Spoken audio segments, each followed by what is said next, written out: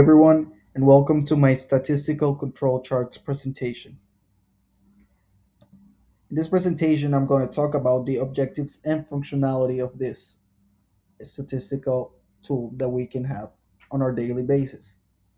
The importance of statistical control charts is given that it examines data from the past, the future, and the present, allowing the modern study to be able to see optimum points where it's being maximized. It is an important tool that allows projections to be made and even predictions in the behavior of a given variable seen through time. It predicts probable outcomes and stability of processing study. Lastly, it controls patterns of variation that the sample can suffer due to secondary circumstances.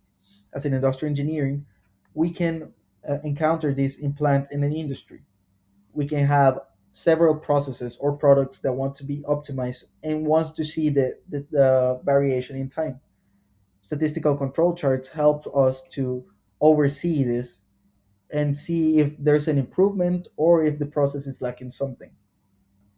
The second slide, we encounter the values that exceed or are inferior than the average.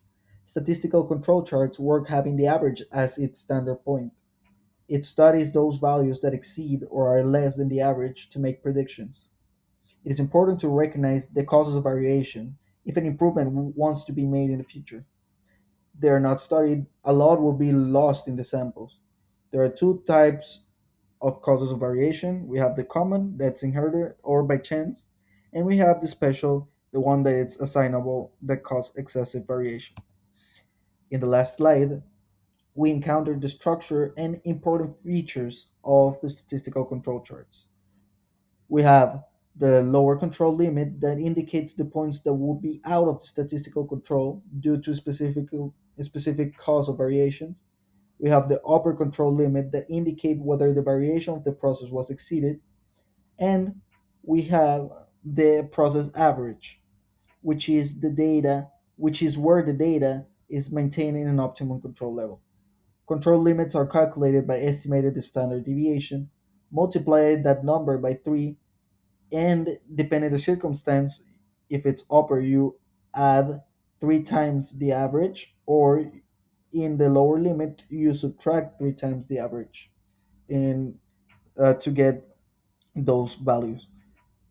Here in my presentation, you can see my final source where quality and reliability as an engineer international is being put to study.